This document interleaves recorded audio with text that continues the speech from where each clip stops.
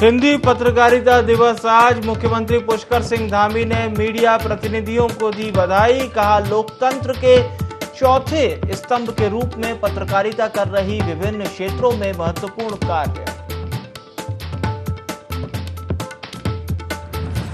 अब 30 जून तक अपात्र राशन कार्ड धारक अपना राशन कार्ड करा सकेंगे जमा। पहले 31 मई थी अंतिम तिथि। मुख्यमंत्री धामी के निर्देश के बाद बढ़ाई गई तारीख।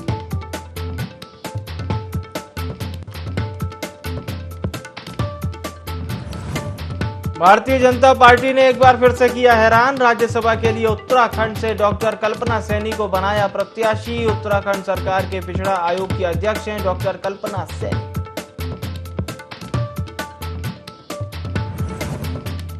रुद्रप्रयाग में सैनिक स्कूल नहीं बनने से नाराज ग्रामीण। शिलान्यास के बाद भी आज तक नहीं हुआ स्कूल का निर्माण। सालों पहले हो चुका था स्कूली का शिलान्यास। और सोमवती अमावस्या आज। हरिद्वार में लोग लगा रहे आस्था की डुबकी। हर की पौड़ी पर लोग कर रहे स्नान।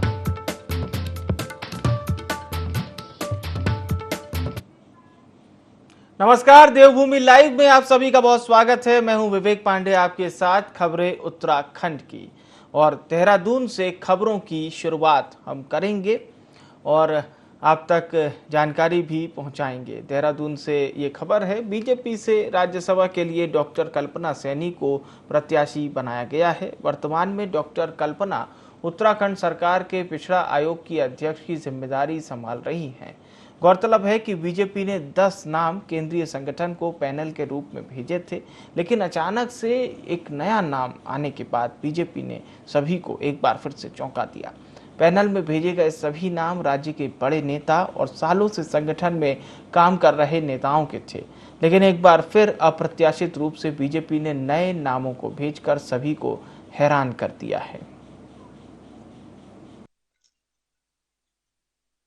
लगातार जो उत्साह भरी आवाज़ मुझे अपने संगठन के लोगों की आ रही है, बड़े कार्यकर्ताओं की भी, छोटे कार्यकर्ताओं की भी, वरिष्ठ की भी, पदाधिकारियों की भी, तो उनकी आवाज़ की वो खुशी मुझे यह एहसास करा रही है कि वो कितना गर्व महसूस कर रहे हैं और कितना विश्वास है उन्हें अपनी इस बहन पर। ये मेरे आत्मबल को बढ़ा रहा है और मुझे अंदर से इस बात के लिए दृढ़ कर रहा है कि मैं हर कीमत पर अपने प्रदेश का, अपने जिले का, अपने रुड़की का नाम ऊंचा करूं। तो वर्तमान में उत्तराखंड सरकार के पिछड़ा आयोग की अध्यक्ष की जिम्मेदारी वो संभाल रही हैं और उन्होंने आभार भी जताया है। और इस खबर को और भी समझने की कोशिश हम करते हैं। हमारे साथ हमारे प्रिंसिपल करस्पॉन्डेंट कैलाश बिष्ट जुड़ चुके हैं। कैलाश, डॉक्टर कल्पना सैनी को प्रत्याशी बनाया गया है, जैसा कि पहले ही कयास लगाए जा रहे थे कि महिला उम्मीदवार यहां से भेजी जा सकती हैं और लगभग उसी के केंद्र पर यह फैसला भी हुआ है। बिल्कुल, देखिए जिस तरीके से विवेक, अगर डॉक्टर कल्पना सैनी की बात करें तो अप्रत्याशित नाम इसलिए है क्योंकि इतनी पकड़ नहीं है या यूं कहें कि इतना नाम बड़ा नाम नहीं था। हालांकि जिस क्षेत्र से वो आती है, रुड़की क्षेत्र से, वहां से वो लगातार टिकट की मांग कर रही थी और सैनी जाति से वो आती है, तो जाहिर तौर पर बीजेपी ने ये बहुत ही बड़ा ट्रुप का इक्का खेला है कि सैनी जाति के लोगों को खुश करने के लिए, पूरे समुदाय को खुश करने के लिए यहाँ पर उन्हें टिकट दिया गया है। और अब राज्यसभा में वो प्रतिनिधित्व करेंगी उत्तराखंड का, क्योंकि उत्तराखंड में 3 राज्यसभा सीटें हैं और एक राज्यसभा सीट जो 10 जून को जिस पे यहाँ पर चुनाव होना है, उसको लेकर वो प्रत्याशी हैं। लेकिन चौंकाने वाली बात यहाँ पर ये सामने आ रही है कि जितने यहाँ पर बड़े बड़े नाम थे जो पैनल में भेजे गए थे, उन बड़े नामों में से किसी को भी यहाँ पर जिम्मेदारी नहीं दी गई, किसी का यहाँ पर पॉइंट आउट नहीं किया गया। और कई ऐसे लोग थे संगठन में जो कई सालों से यहाँ पर संगठन से जुड़े हुए हैं। त्रिवेंद्र सिंह रावत की बात करें, संगठन में बहुत ही अच्छी पकड़ वो रखते हैं, मजबूत पकड़ रखते हैं। पूर्व मुख्यमंत्री भी रहे हैं और गुड बुक्स में है यहाँ पर अमित शाह और नरेंद्र मोदी जो पीएम है उनके। लेकिन उसके बावजूद उनको भी यहाँ पर तवज्जो ना देकर एक महिला को एकाएक करके यहाँ पर राज्यसभा के लिए भेजना, तो कहीं ना कहीं जिस तरीके से कहते हैं कि बीजेपी हमेशा ही अप्रत्याशित फैसलों के लिए जाने जाती है, एक बार फिर वही देखने को मिला। और कहीं ना कहीं एक बीजेपी का प्लान गेम भी नजर आता है कैलाश। कई दफा जब हम लोग गौर करते हैं तो ये बात सामने आती है। और चूंकि ओबीसी आयोग की अध्यक्ष भी हैं इस समय, उनके पास एक मतलब महत्वपूर्ण जिम्मेदारी है, डॉक्टर कल्पना सैनी की अगर हम बात करें। और कहीं ना कहीं अगर हम मध्य प्रदेश में भी देखें तो मध्य प्रदेश में भी जो बीजेपी ने पहला कैंडिडेट चुना वो महिला है और ओबीसी वर्ग से आती है। तो ये बीजेपी की एक माइंड स्ट्रेटजी कहीं ना कहीं शामिल होती है और इसी के अंतर्गत ये उत्तराखंड की भी जो तस्वीर सामने हुई है वो भी लगभग इसी दिशा में दिखाई दे रही है। ये दो बातें बहुत ज्यादा स्पष्ट है और इन दो बातों को समझना बहुत ज्यादा आवश्यक है। पहला तो ये कि लोकसभा चुनाव जब 2024 में होगा, हरिद्वार में भी होगा, तो जाहिर तौर पे कि जो सैनी जो बाहुल्य क्षेत्र है बहुत बड़ा है, सैनी लोगों की जो तादाद है बहुत ज्यादा है और नाराजगी वहां पर देखने को मिल रही थी कुछ लोगों में। तो जाहिर तौर पर अगर सैनी को यहाँ पर टिकट दिया जाता है तो उस समुदाय से जो जुड़े लोग हैं, उस जाति से जो जुड़े लोग हैं, वो सभी लोग शांत होंगे, लिहाजा इसका फायदा लोकसभा में होगा। और दूसरा बड़ा यहाँ पर है कि जिस तरीके से 15 राज्यों की 57 सीटों के लिए ये राज्यसभा चुनाव हो रहा है, तो अभी जो आंकड़ा बीजेपी का राज्यसभा में वो लगभग 98 के लगभग ये आंकड़ा है। और जुलाई में सबसे बड़ी बात विवेक, जुलाई में राष्ट्रपति का चुनाव होना है, तो राष्ट्रपति के चुनाव को लेकर राज्यसभा में अगर बीजेपी प्लस एनडीए का अगर बहुमत ज्यादा होता है तो जाहिर तौर पर जो भी यहाँ पर जो राष्ट्रपति होगा उसके चुनाव के लिए आसान होगा बीजेपी के लिए भी। और साथ ही इसके अलावा कई तरह के ऐसे फैसले जो कैबिनेट जो खासतौर पर जो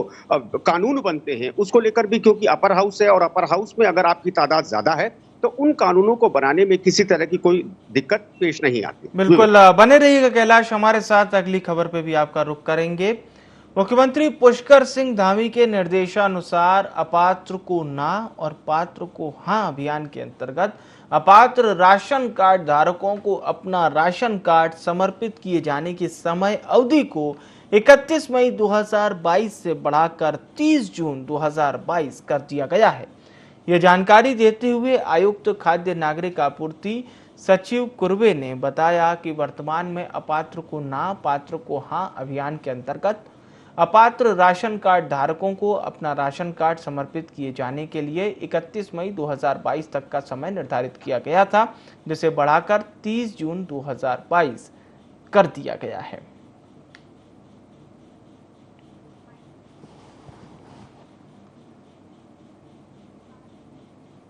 लगातार कैलाश हमारे साथ बने हुए हैं और इस खबर पे भी उनसे जानकारी लेते हैं। जी कैलाश, कितनी महत्वपूर्ण है ये योजना, क्योंकि बीपीएल कार्ड धारियों के लिए तो राशन कार्ड ही सब कुछ होता है, लेकिन हम देखते हैं कुछ अपवाद भी सामने आ जाते हैं। कुछ ऐसे लोग भी होते हैं जो सक्षम तो हैं लेकिन उसके बावजूद भी बीपीएल कार्ड से अपना जो मोह कह लीजिए या जो भी चीज उसे दूर नहीं कर पाते। बिल्कुल, बहुत ही अच्छी आपने बात कही कि जो लोग पात्र होते हैं वो भी इसका फायदा उठाते हैं, क्योंकि बीपीएल के लिए ये जो योजनाएं हैं ये शुरू से ही यहाँ पर चलती आई हैं। केंद्र और राज्य द्वारा, दोनों ही सरकारों द्वारा इस तरह की योजनाएं चलती हैं कि राशन यहाँ पर दिया जाता है। लेकिन कई ऐसे एपीएल परिवार हैं यहाँ पर विवेक, जो एपीएल परिवार इसका लाभ उठाते हैं। तो जाहिर तौर पर सरकार अब ये चाह रही है कि जो वाकई में जो गरीब है, वाकई में जो जरूरतमंद है, उस तक यहाँ पर सरकार की योजनाएं पहुंचे, उस तक यहाँ पर जो राशन है, राशन यहाँ पर प्रॉपर पहुंच सके। क्योंकि अमूमन ये शिकायतें न सिर्फ उत्तराखंड में बल्कि देश के कई राज्यों में यहाँ पर देखने को मिली है कि जिनके जो संपन्न लोग हैं, जिनके घर में टीवी है, जिनके घर में फ्रिज है, एसी है, गाड़ी है, वो तमाम लोग भी यहाँ पर जो पात्र हैं, पात्रों का राशन यहाँ पर ले रहे थे।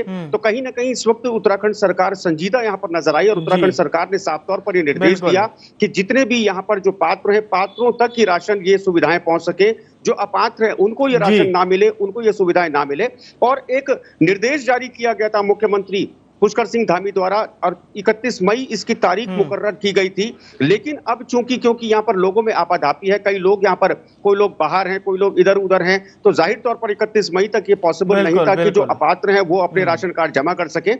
इसीलिए इस तारीख को बढ़ा दिया गया है, 1 महीने का अतिरिक्त समय इन लोगों को दिया गया है, ताकि ये जो अपात्र लोग हैं अपने राशन कार्डों को डिपॉजिट कर सके, जमा कर सके। और उसके बाद जो दंडात्मक कार्रवाई की बात शासन और प्रशासन ने की है, उसके बाद उस व्यवस्था को लागू सरकार करेगी। बिल्कुल, और लोगों की सुविधा के लिए ये फैसला पुष्कर सिंह धामी सरकार ने लिया है। बहुत बहुत शुक्रिया आपका तमाम खबरों की महत्वपूर्ण जानकारी हम तक पहुंचाने के लिए। और अब बड़ी खबर के लिए मंगलौर का रुख करेंगे। नारसन बॉर्डर पर जाम लगा है। सोमवती अमावस्या पर श्रद्धालु बड़ी संख्या में हरिद्वार पहुंच रहे हैं। सोमवती अमावस्या के स्नान को लेकर पुलिस भी अलर्ट नजर आ रही है। हरिद्वार में लाखों श्रद्धालुओं के जुटने की उम्मीद है। 2.5 साल के बाद सोमवती अमावस्या पर हरिद्वार श्रद्धालु पहुंच रहे हैं। ट्रैफिक जाम से निपटने के लिए पुलिस को कड़ी मशक्कत करना पड़ रही है। भारी वाहनों के प्रवेश पर हालांकि पुलिस ने रोक जरूर लगा दी है। हिंदू मान्यताओं के अनुसार सोमवती अमावस्या का विशेष महत्व होता है। देश के कई राज्यों से हर की पौड़ी पर स्नान के लिए लाखों श्रद्धालु पहुंचते हैं।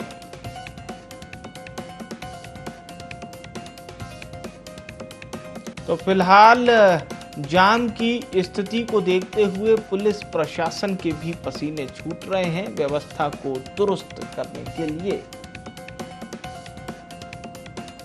और तमाम व्यवस्थाएं पुलिस प्रशासन ने की हुई हैं, लेकिन जिस तादाद में यात्री पहुंच रहे हैं उसे देखते हुए खासा अलर्ट होना पड़ रहा है। राहुल सैनी हमारे साथ इस खबर पर जुड़ चुके हैं। जी राहुल, अभी क्या ताजा हालात हैं जाम के और वहां पर क्या कुछ ट्रैफिक व्यवस्था है, इसका अपडेट दीजिए। देखिए विवेक, मैं आपको बताना चाहूंगा इस बार जो सोमवती अमावस्या का स्नान है जिस पर लाखों श्रद्धालु हरिद्वार में जुटने की जो उम्मीद है वो प्रशासन लगाए हुए था, लेकिन जिस तरीके से देश के विभिन्न राज्यों से जो है श्रद्धालु हरिद्वार आ रहे हैं तो एक जाम की स्थिति है राष्ट्रीय राजमार्ग पर जरूर बनी हुई है, जिससे निपटने के लिए जो है स्थानीय जो पुलिस है उसे काफी मशक्कत भी करनी पड़ रही है। साथ ही देखिए मैं आपको बताना चाहूंगा जैसे कि चार धाम यात्रा भी यहाँ पर उत्तराखंड में चल रही है और बात करें संडे के, कल संडे का दिन था तो वीकेंड जो होता है उस पर भी काफी श्रद्धालु जो है हरिद्वार पहुंचते हैं, तो उसको लेकर काफी मशक्कत जो है पुलिस को करनी पड़ती है। जी चलिए, बहुत बहुत धन्यवाद आपका तमाम जानकारी हम तक पहुंचाने के लिए राहुल।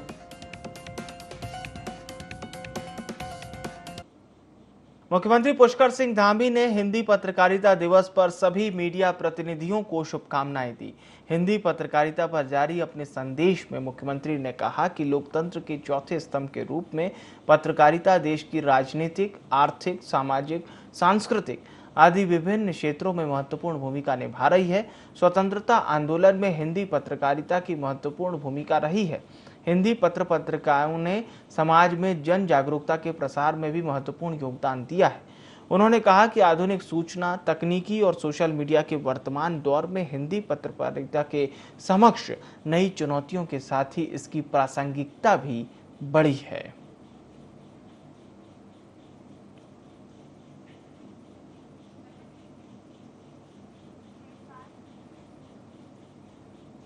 उत्तराखंड अल्पसंख्यक आयोग के उपाध्यक्ष मजहर नईम नवाब और सरदार इकबाल सिंह ने अधिकारियों की समीक्षा बैठक की।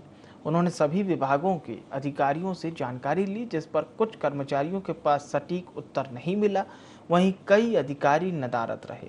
उन्होंने बैठक में अनुपस्थित अधिकारियों को स्पष्टीकरण देने के निर्देश दिए। वहीं सरदार इकबाल सिंह ने भी अल्पसंख्यक कल्याण की योजनाओं के बारे में जाना और सरकार की सभी योजनाओं को आम जनमानस तक पहुंचाने के लिए अधिकारियों को निर्देशित किया। उन्होंने सभी योजनाओं में समय से 100% लक्ष्य हासिल करने के निर्देश दिए। हमारी जिला नैनीताल की बैठक समीक्षा बैठक है। पिछले दिनों हमने हरिद्वार और उधम सिंह नगर में भी बैठक की। आज उसी में नैनीताल जिले की समीक्षा बैठक में जो प्रधानमंत्री जन विकास योजना के तहत और अल्पसंख्यक कल्याण निधि के तहत और स्वास्थ्य के क्षेत्र में और हमारे शिक्षा के क्षेत्र में और संबंधित विकास के कामों की योजना। अमावस्या का महास्नान है। बता दें कि 2.5 साल बाद हरिद्वार में किसी स्नान पर्व पर इतनी अधिक संख्या में श्रद्धालु देखने को मिल रहे हैं। सड़कों से लेकर गंगा घाट और फिर पौराणिक ब्रह्मकुंड तक हर जगह सिर्फ लोगों की भीड़ ही नजर आ रही है। पौराणिक ब्रह्मकुंड पर रात 12 बजे से ही गंगा में आस्था की डुबकी लगाने वालों का सैलाब उमड़ पड़ा। ब्रह्म मुहूर्त तक गंगा घाट श्रद्धालुओं से खचाखच भर गया। सोमवती अमावस्या स्नान का हिंदुओं में विशेष महत्व माना गया है। यही कारण है कि पहले तो सोमवती अमावस्या और फिर सोमवार को ही इसके पड़ने से इसका महत्व और अधिक बढ़ जाता है। दूर दूर से श्रद्धालु इस दिन गंगा में डुबकी लगाकर पुण्य कमाना चाहते हैं। सोमवती अमावस्या के स्नान पर्व का विशेष महत्व बताया गया है।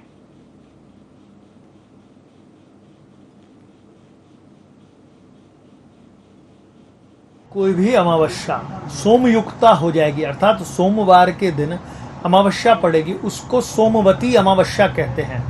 हर अमावस्या बड़ी पुण्यदायी है, स्नान के लिए बड़ी पुण्यदायी है, पितृ कार्य के लिए बड़ी उत्तम बताई गई है। पर सोमयुता अर्थात सोमवती अमावस्या के दिन जो व्यक्ति अपने पितरों के निमित्त श्राद्ध कर्म करता है, उसके पितरों को अनंत काल के लिए तृप्ति प्रदान होती है। वो बड़े आनंद में रहते हैं और व्यक्ति को आशीर्वाद ऐसा देते हैं कि व्यक्ति के जीवन में किसी प्रकार की कोई त्रुटि कमी नहीं रह जाती। केदारनाथ धाम यात्रा पर आने वाले तीर्थ यात्रियों का हुजूम उमड़ रहा है। वहीं बिना रजिस्ट्रेशन के पहुंच रहे यात्रियों को अलग अलग बैरियरों से वापस भेजा जा रहा है। रुद्रप्रयाग जिला प्रशासन यात्रियों के रजिस्ट्रेशन की केदारनाथ हाईवे समेत यात्रा मार्गों पर जगह जगह जांच कर रहा है। अभी तक बिना रजिस्ट्रेशन के पहुंचे हजारों की संख्या में यात्रियों को वापस लौटाया जा चुका है। केदारनाथ यात्रा पर आने वाले तीर्थ यात्रियों की संख्या में लगातार वृद्धि जारी है। एक दिन में 10 से 15 हजार से अधिक तीर्थ यात्री केदारनाथ धाम के दर्शनों के लिए पहुंच रहे हैं। वापस भेजे जाने पर यात्री बेहद ही परेशान हो रहे हैं।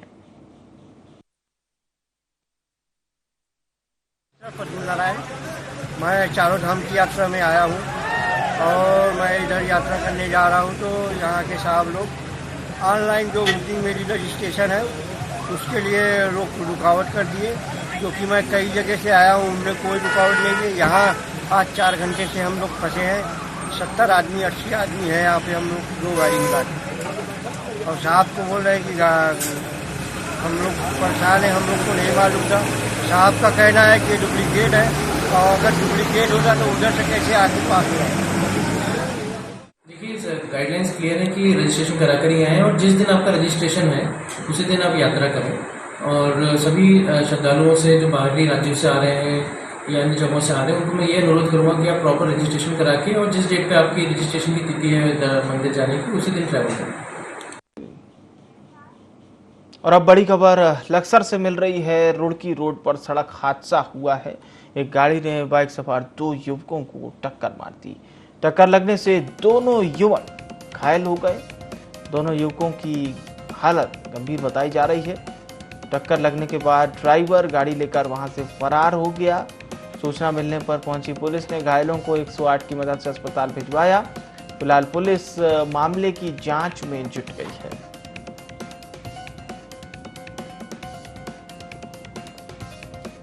तो दोनों युवकों की हालत फिलहाल गंभीर बताई जा रही है और टक्कर के बाद ड्राइवर मौके से गाड़ी लेकर फरार हो गया। सूचना पर पहुंची पुलिस ने घायलों को 108 की मदद से अस्पताल भिजवाया।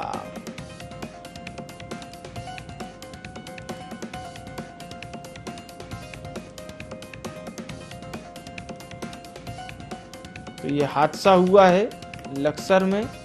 गोविंद हमारे साथ इस खबर पर जुड़ चुके हैं। जी गोविंद, फिलहाल घायलों की क्या हालत बताई जा रही है? बिल्कुल विवेक, मैं आपको बताना चाहूंगा कि जिस तरह से आज सोमवती अमावस्या का स्नान था, तो कहीं ना कहीं आज जो है पूरे उत्तराखंड यानी कि पूरे हरिद्वार जिले से लेकर पूरे उत्तराखंड में कहीं ना कहीं श्रद्धालुओं का दबाव है। तो कहीं ना कहीं रूट को डाइवर्ट किया गया है। उसी रूट को डाइवर्ट करते लक्सर रोड के मार्ग पर ये हादसा बताया जा रहा है। जिस तरह से जो है श्रद्धालुओं की गाड़ी जा रही थी, उसमें जो है 2 मोटरसाइकिल सवार युवकों को जो है तेज गति से टक्कर मारती, जिनकी आर्थिक स्थिति एक व्यक्ति की काफी नाजुक अभी तक बनी हुई। हालांकि ट्रैफिक ज्यादा होने के चलते जो है 108 को आने में भी काफी वक्त लगा, लेकिन पुलिस ने अभी घायलों को जो है निजी अस्पताल में भर्ती कराया गया, जहाँ एक युवक की हालत अभी नाजुक बनी हुई है। विवेक, चलिए धन्यवाद आपका तमाम जानकारी हम तक पहुंचाने के लिए गोविंद।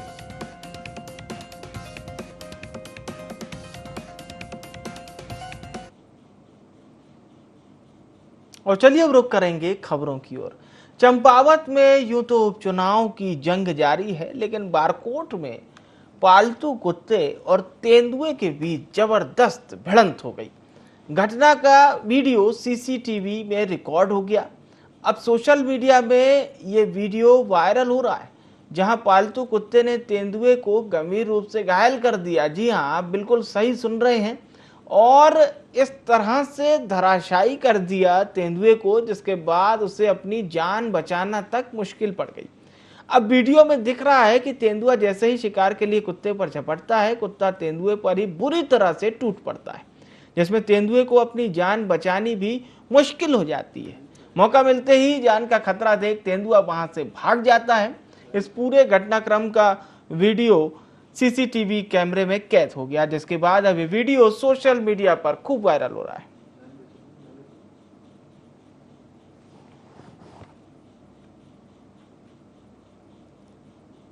तो चंपावत में भले ही उपचुनाव की जंग हो और कल वहां पर मतदान किया जाएगा, लेकिन उससे पहले ये भी जंग कैमरों में कैद हो गई।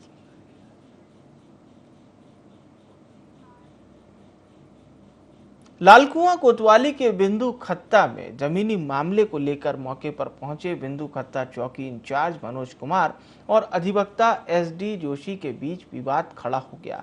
मामला इतना बढ़ गया कि अधिवक्ता और चौकी इंचार्ज के बीच मारपीट तक हो गई, जिसके बाद पुलिस ने अधिवक्ता के खिलाफ केस दर्ज कर लिया है।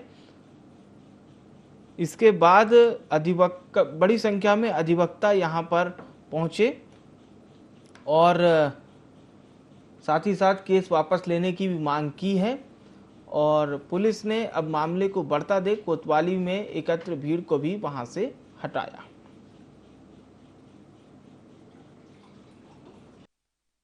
कृषि भूमि को लेकर के विवाद चल रहा था, जिसमें कि एक पक्षी जो है पुलिस फोर्स लेकर के वहां पहुंचा और दूसरे पक्षी की लगी हुई फसल को कटवा रहा था, और जिसका कि एक मामला जो है हल्द्वानी न्यायालय में लंबित है, सिविल का मामला।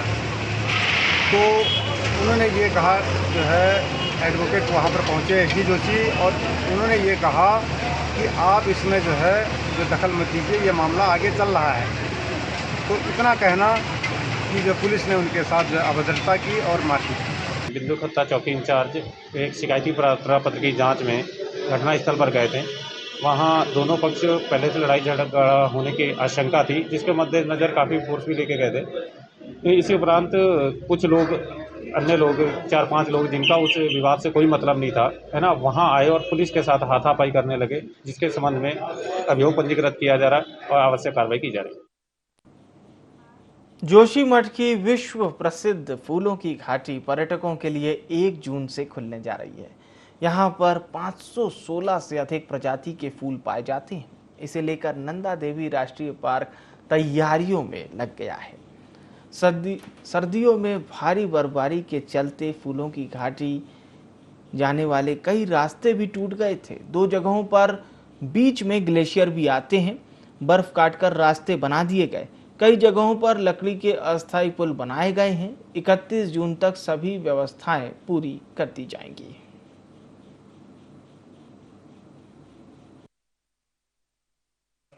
इस बार 1 जून से खोली जा रही है। विगत 2 वर्षों में कोविड के कारण फूलों की घाटी लेट खोली गई थी। इस बार हम लोग निर्धारित समय पर फूलों की घाटी को खोल रहे हैं। क्योंकि इस बार जाड़ों के समय में काफी ज्यादा बर्फ गिरने से काफी रास्ते क्षतिग्रस्त हुए हैं। कई जगहों पर अभी 2-3 जगहों पर ग्लेशियर हैं, तो रास्तों की मरम्मत अंतिम चरण में है। 2 जगहों पर हम टेम्परेरी पुल बनाते हैं, पुल बना दिए गए हैं। 2 जगहों पर ग्लेशियर हैं, उनको ग्लेशियर काट के रास्ता बनाया गया है। फूलों की घाटी में अलग अलग समय में अलग अलग प्रजाति के फूल खिलते हैं। कुल मिला के लगभग 516 कुछ प्रजाति के फूल वहां पर वो की गई हैं। हम लोगों ने इस बार अलग अलग जगहों पर जिस समय पर जो फूल खिलते हैं उनकी सूचना पट लगाए जा रहे हैं। लक्सर में बागवानी करने वाले किसानों को इस बार राहत मिली है। आम और दूसरे फलों की पैदावार में इजाफा देखने को मिला है और लॉकडाउन खुलने से अच्छी बिक्री भी हो पाएगी। बीते 2 सालों में कोरोना की वजह से किसानों को भारी नुकसान हुआ था। इस बार किसानों को आम की फसल बम्पर होने की उम्मीद है।